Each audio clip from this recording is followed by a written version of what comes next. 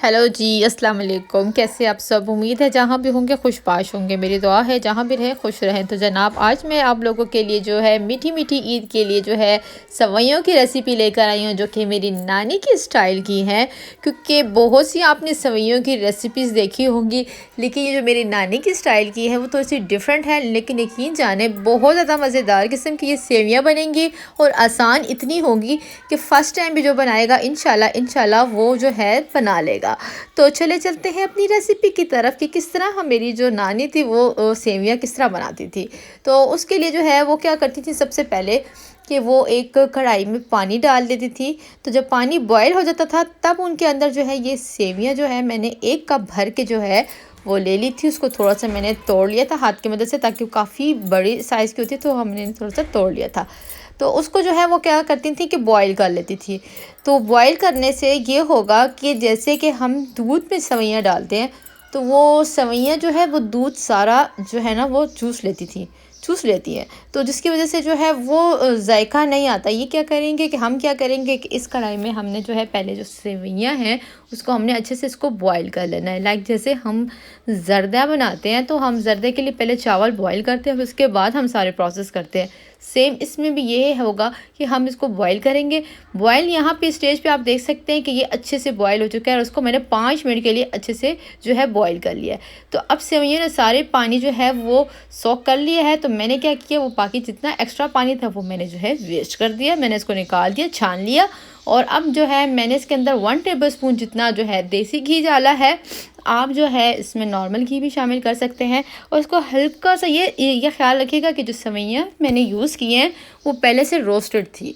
तो ये बाज़ार से जब आई थी इसमें तो ये रोस्ट हुई हुई थी। तो आपने इस चीज़ का ख्याल रखना, अगर आपकी रोस्ट ना हुई हो तो फिर आप रोस्ट कर लीजिएगा, या ऐसी सेवइयाँ लीजिएगा जो पहले से रोस्ट हुई हो। तो मैंने उसको 1 से 2 मिनट खाली हल्का सा मैंने भुना है। और अब हम क्या करेंगे कि हम इसके अंदर जो है 1 केजी जो है, मैंने जो है इस दूध को बिल्कुल भी नहीं जुशाया था। मैंने इसको वैसे ही फ्रीज़र में रख दिया था कि मैंने कहा जब मैं ये बनाऊँगी सेवइयाँ सुबह सुबह तो मैं जो है इसको बॉयल नहीं करती। मैंने इसी में मैंने फ्रीज़र में रख दिया था, ताकि इसकी जो मलाई है वो भी इसमें आ जाए और ये अच्छे से मज़ेदार से बन जाए। तो अभी हम क्या करते हैं, इसको हमने जो है डाल दिया है दूध को। दूध यहाँ पे बहुत मेन इम्पोर्टेंट रोल निभाता है। अगर आपका मिल्क जो है वो फुल फैट है और अच्छी क्वालिटी का है तो फिर तो बहुत ज़बरदस्त रिज़ल्ट आएगा आपकी सेवइयों का, क्योंकि इसमें मलाई, इसकी क्रीम, इसकी हर चीज़ वैल्यू रखती है। तो हमने जो है इसके अंदर जो है वो डाल दिया है और दूध जो है अच्छे से मेल्ट हो चुका है। इसमें जो है इसी में ही ये दूध बॉयल भी होगा, इसी में इसकी मलाई भी बनेगी, सब कुछ यहीं पे ही होगा। तो जनाब, अब जो है मैंने ड्राई फ्रूट ले लिया। इसमें पिस्ता और बादाम थे 2 टेबलस्पून जितने, वो हमने इसके अंदर शामिल कर दिया। आप इसके अंदर छुआरे भी डाल सकते हैं, उससे जो है सेवइयाँ का जो सेवइयाँ हैं उसका बहुत अच्छा, शीर खुरमे का बहुत अच्छा इसका फ्लेवर आता है। तो अभी मेरे पास अवेलेबल नहीं था, बट मैं आपको ज़रूर ये कहूँगी कि आप ज़रूर ऐड कीजिएगा इसके अंदर। और अब हमने क्या करना है कि इसके अंदर हम डालेंगे खोपरा। खोपरे को मैंने जो है थोड़ा सा ना क्रश कर लिया था। तो उससे ये होगा कि खोपरे का एक अलग सा फ्लेवर आएगा, और ये जो है शीर खुरमे में बहुत अच्छा इसका जायका आता है। तो बड़ी झटपट सी ये हमारी रेसिपी थी, आप देख सकते हैं। चीनी जो है आपने अपने टेस्ट के मुताबिक डालना है। मैंने जो है चीनी इसके अंदर जो है अभी जो थी मैंने डाली थी 1/2 कप। बाकी आपने उसके बाद टेस्ट करना है।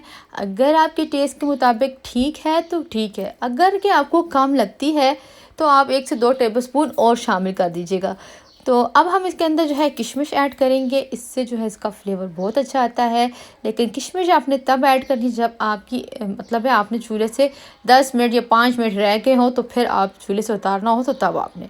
और अब हम जनाब इसके अंदर जो है वो डालेंगे मिल्क पाउडर। मिल्क पाउडर से जो है इसका फ्लेवर जो है वो बहुत ज़बरदस्त आता है। ना कंडेंस मिल्क डालने की ज़रूरत पड़ती है, ना किसी चीज़ की ज़रूरत पड़ती है। और ये मिल्क पाउडर जो है ये इतना अच्छा फ्लेवर, जैसे खोया हमें अवेलेबल हो ना हो, आपने सूखा दूध डाल देना है। तो ये खोए का भी रोल निभाता है, ये कंडेंस मिल्क का भी रोल निभाता है। तो यानी अब हमारी ज़िंदगी होगी आसान, हमें इतनी चीज़ों की परेशानी करने की ज़रूरत नहीं है। बस आपके घर में, आपके किचन में जो है वो मिल्क पाउडर होना चाहिए और आपकी मज़ेदार सी जो है ये सेवइयाँ बनेंगी। 1 हमने लीटर जो है दूध शामिल किया था और हाफ़ कप हमने इसके अंदर जो है मिल्क पाउडर के शामिल किए थे और इसको हम बनाकर जो है ना, इसको हल्की आंच पे हमने रखना है, तेज़ आंच पे हमने इसको कुक नहीं करना। अगर कि हम इसको तेज़ आंच पे करेंगे तो मिल्क जल्दी से ड्राई हो जाएगा और हम चाहते हैं कि ये हल्की हल्की आंच पे कुक होता रहे और दूध का अपना टेस्ट जो है वो निकलता रहे, सूखा दूध। और जब फुल फैट मिल्क मिल जाएंगे आपस में तो इसका एक जायका बहुत लाजवाब किस्म का आएगा। तो अभी देख सकते हैं आँच मैंने इतनी हल्की रखी हुई, थोड़ी सी मुझे चीनी कम लगी थी, मैंने टेस्ट किया था तो इसलिए मैंने कम लगी तो मैंने थोड़ी सी और ऐड कर दी। इसलिए मैंने आपको कहा है कि आप जब बनाएंगे तो आप खुद भी टेस्ट कर लीजिएगा। तो अभी हमने इसके अंदर जो है इलायची पाउडर है वो मैंने इसके अंदर मतलब इलायचियों को मैंने पीस लिया था और मैंने हाफ़ टी स्पून जितना इसमें शामिल कर दिया है। अब इसको हम दम देंगे। दम देने से इस शीर खुरमे का जायका जो था वो बहुत ज़बरदस्त आता है। सारा अब टेस्ट जो है इस दम से आएगा। देख सकते हैं इसके ऊपर सारी बलाई आ चुकी है, इसके ऊपर जो है इसका कलर थोड़ा चेंज हो चुका है इस दम से ही, और ये थोड़ा थिक भी हो चुका है। सारा मतलब जो था काम वो दम का था। तो हम इसको जब दम दे देंगे ना सेवइयों को तो इसकी टेस्ट जो है वो लाजवाब हो जाएगा। तो मेरी इस स्टाइल की जो रेसिपी है, ये जो सेवइयाँ की, इसको ज़रूर ट्राई कीजिएगा और मेरे चैनल को लाइक ज़रूर कीजिएगा, सब्सक्राइब कीजिएगा, बेल आइकन को दबाना मत भूलिएगा ताकि मेरी नई आने वाली रेसिपी आप तक पहुंच सके।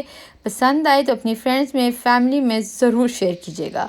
और अब इसमें जो है वो एक जो मेरी नानी ख़ास इसमें एक ट्रिक करती थी, वो ये करती थी कि वो देसी घी लेती थी और वो लास्ट में वो डाल देती थी। जब चूल्हा बस बंद होने ही वाला होता था, 1 से 2 मिनट रह जाते थे, ये चूल्हा बंद कर देती थी तो उसके ऊपर 2 टेबलस्पून जितना या 1 टेबलस्पून जितना देसी घी डाल देती थी।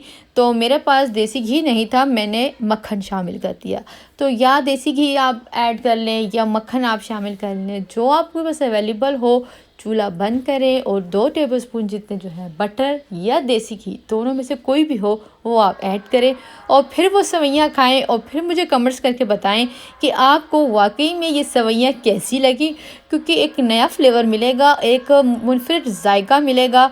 और इसको जो है आपने ठंडा होकर खाना है, इसको आपने फ्रिज में 2 घंटे 3 घंटे के लिए छोड़ दें, फिर यकीन जाने इसका रिज़ल्ट आपको बहुत ज़बरदस्त मिलेगा। तो इंशाल्लाह आपने इस दफ़ा मेरी नानी की स्टाइल की जो है वो सेवइयाँ ज़रूर ट्राई करनी है और आपने बताना है कमेंट्स में कि आपको मेरी ये रेसिपी कैसी लगी और इस ईद पर जो है आपने जब ये सेवइयाँ बनाई तो आपको कैसा लगा। क्योंकि फ्राई करके सेवइयाँ और बहुत सी आपको रेसिपीज़ मिलेंगी सेवइयों की, बट ये वाली सेवइयों वाली रेसिपी आपको कहीं भी नहीं मिलेगी। तो माशाल्लाह से ये जो है हमारी सेवइयाँ वो तैयार हो चुकी हैं, तो हम इसको जो है अपने बाउल में जो है ट्रांसफ़र कर रहे हैं। तो काफ़ी अच्छी खासी हमारी बन चुकी थी, एक बाउल भी भर गया, तो इसके अलावा भी एक्स्ट्रा भी वो बच चुकी थी। तो जनाब अब जो है हम क्या करेंगे कि इसके ऊपर थोड़ा सा हम ड्राई फ्रूट जो है वो गार्निश के लिए डाल देंगे। इसमें जो है पिस्ता, बादाम जो है और खोपरा, ये चीज़ें ड्राई फ्रूट बहुत ज़्यादा वैल्यू रखती है, बहुत अच्छा जायका देती हैं। तो माशाल्लाह से इसको ज़रूर आपने अपने घर में ट्राई करना है, मुझे बताना है। तो इंशाल्लाह जल्द हाज़िर होंगी एक नई रेसिपी के साथ। दुआओं में याद रखिएगा। अल्लाह हाफ़िज़।